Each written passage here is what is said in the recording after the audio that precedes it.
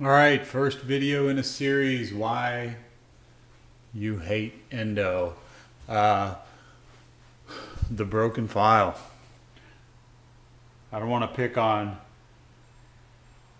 Kumar here. In fact, I want to do the opposite. I want to thank him for posting this case, for having the courage and the maturity to talk about it, because this is something that's happened to anyone doing a root canal. The high break in a mesial buccal canal of a molar. It can happen in upper molars, it can happen in lower molars, and we've talked about the reasons why it happens.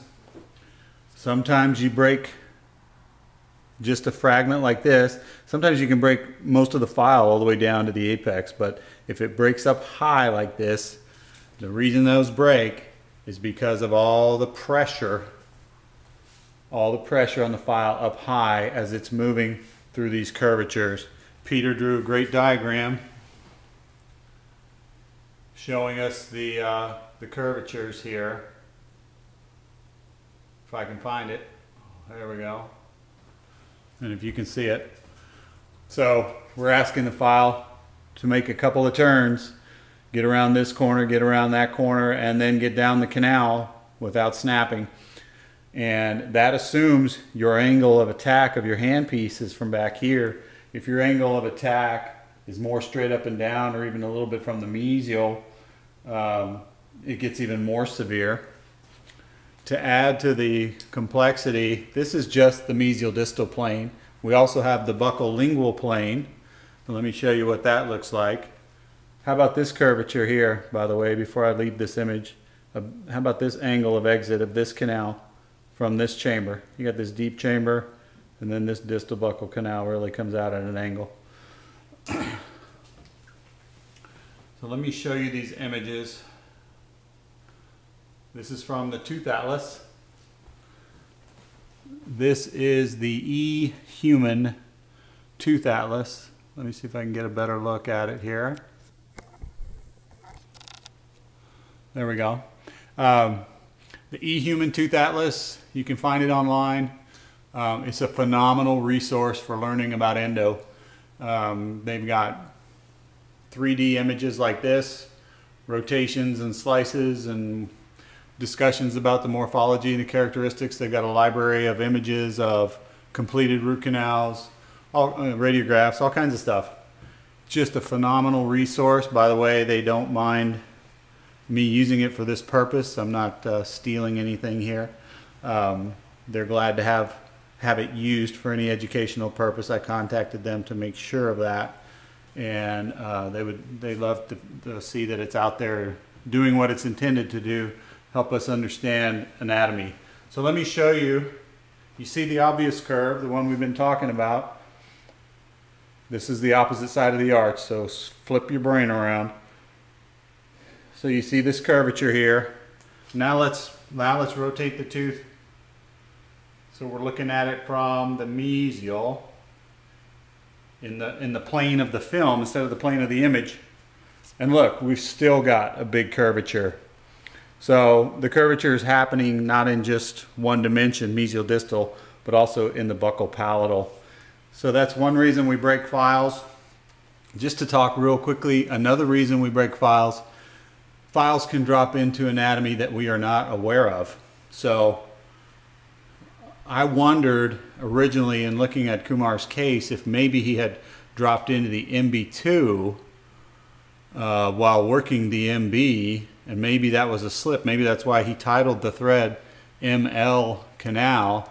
Maybe he meant the mesial palatal canal, which is what some people call the mesial buccal 2. Maybe his handpiece slipped into there. So that'll surely snap a file if you're expecting to feel one thing and you feel another.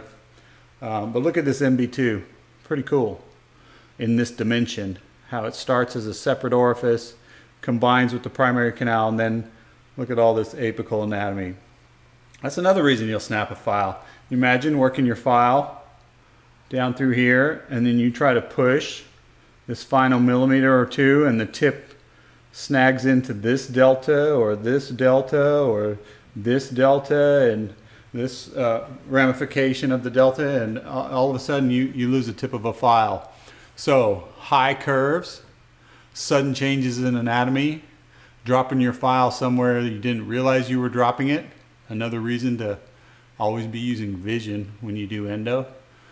Not so much feel. You really want to see what you're doing. Another reason we break files, don't have a chamber full of irrigant. Flutes get loaded up. You don't clean the flutes. You don't inspect the flutes. You need to inspect the flutes as you're using the files. Just because you've worked one canal doesn't mean that file's okay to go to the next canal. Actually, sometimes it's not even good to go back into the same canal.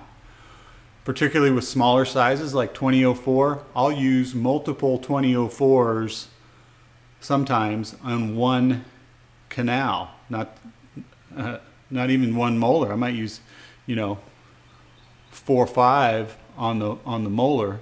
I could use 2 or 3, or even sometimes 4 or 5 on a single canal of a molar if it's a tight case. So inspect your flutes. Don't use them if they're unwinding. Keep them clean.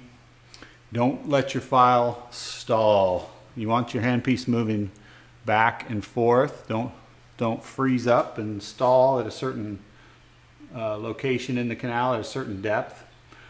Another reason you break files, you ask them to do what they don't want to do, not only with regard to curvatures, but with regard to reaching your magic number. Let's say your magic number in this case is 20.5, and you'll be damned, but that rotary file's got to go 20.5, and it's only going 18 millimeters, and you're just like, you know what? I'm 2.5 millimeters from working length. I got to keep pushing, and you push a little bit more, and snap.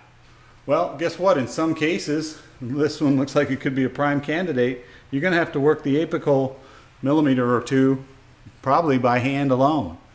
Nothing wrong with that. So don't ask files to do the impossible. The other myth about rotary files is that you cannot develop a sense of touch with rotary files. That's only for hand files. Well, that's true. There's certain types of information you get from hand files that you'll never get from a rotary file. But that doesn't mean you don't develop a sense of touch, a tactile sense for feedback. You need good tactile feedback. Pay very close attention, focus whenever you've got an instrument going into a canal on what the resistance is coming back through your hand. That much you can feel. And you can develop a really good touch for when the file is working too hard and when you're pushing too hard. So resisting that urge to go a little further is a big reason, a big way to prevent breaking files. But do develop a sense of touch with rotary files. Most of us that do tons of endo, we don't really think about Newton centimeters and all those kinds of factors. We're doing it by feel. We're not worried about RPMs and meeting the exact manufacturer specifications. But one last word on this tooth atlas. Look how cool this is. You can rotate this thing around. You can even spin it on its end. Look at that. So cool. So do yourself a favor, get a tooth atlas or get a look at it somehow. Alrighty, that's it.